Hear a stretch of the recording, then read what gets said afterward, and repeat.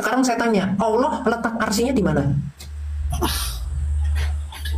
Letak arsy Di mana?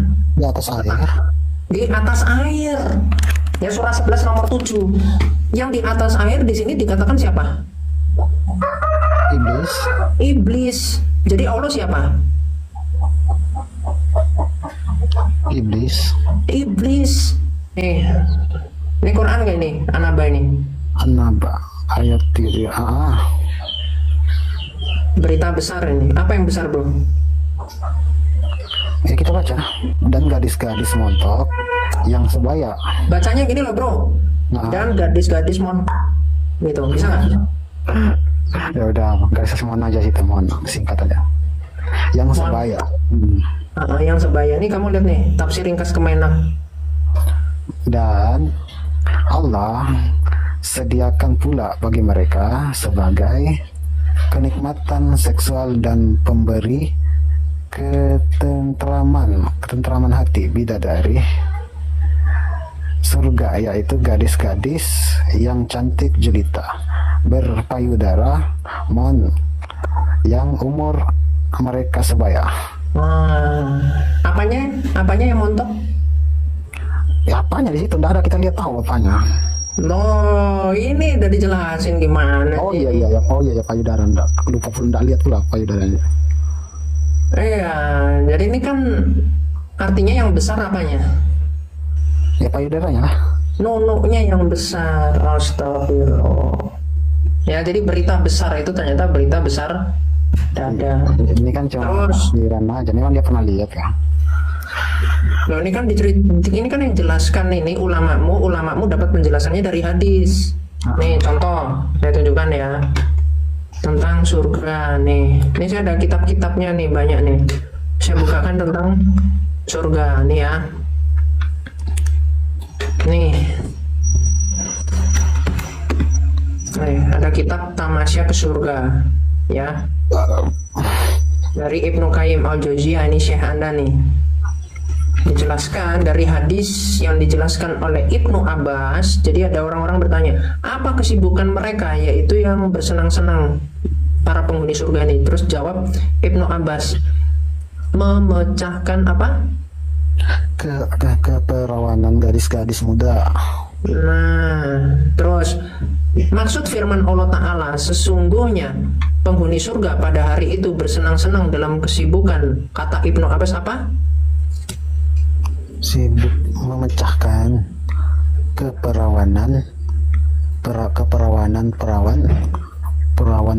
muda. Nah, terus apa itu? Sesungguhnya nafsu syahwatnya mengalir dalam tubuhnya selama 78 tahun. Selama jangka waktu tersebut ia merasakan kenikmatan yang tiada taranya dan tidak terkena kewajiban mandi jinabat. Mereka tidak merasakan loyo atau kekuatannya menurun.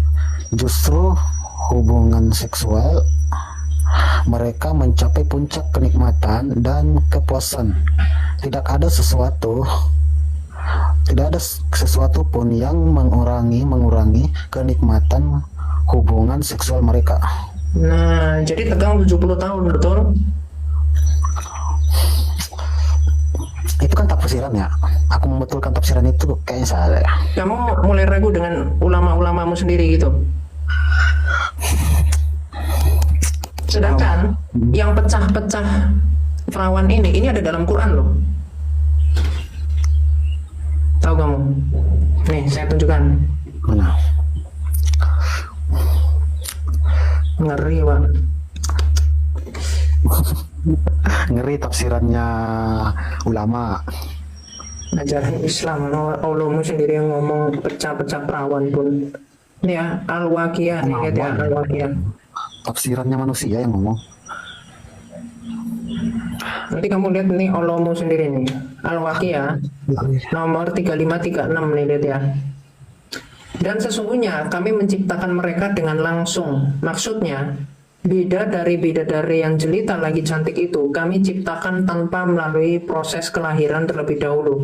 Dan kami jadikan mereka gadis-gadis perawan, yakni perawan semuanya. Setiap kali suami-suami mereka menggaulinya, para suami itu menjumpai mereka dalam keadaan perawan kembali. Jadi ini namanya pecah perawan. Perawannya dipecah, kembali perawan lagi. Pecah perawan, kembali lagi. Makanya pecah-pecah perawan. Dan tidak ada rasa sakit di kala menggaulinya. Nih, jadi ulamamu menafsirkan berdasarkan apa? Berdasarkan Quranmu sendiri, berdasarkan hadis juga.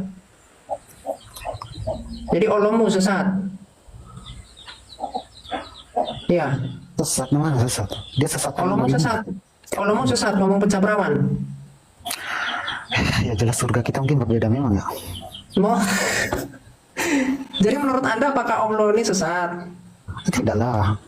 Nah terus kamu tadi kok menentang ajaran pecah-pecah perawan itu? Katamu sesat. Di mana? Saya bilang sesat. No, kamu kan mulai nggak konsisten. Kamu tadi bilang, oh itu kan tafsirannya ulama. Saya bilang, lo tidak. Yang ngomong pecah-pecah perawan itu Allahmu sendiri di dalam Quran. Kalau kamu tantang saya bukakan. Memang di situ adegannya itu pecah, dikembalikan perawan, dipecah lagi. Terus dadanya montok di situ. Jadi gini loh bro, di dalam iman Kristen Tuhan itu melihat hati manusia. Di dalam iman Islam Tuhan itu melihat ukuran dada. Artinya ini kan udah rasis. Pemontok, maka itulah gambaran bidadari surga. Perempuan yang tidak montok, ya gambaran yang bertentangan dengan surga, yaitu apa? Neraka. Jadi perempuan yang tidak montok adalah perempuan neraka. Itu aja udah rasis.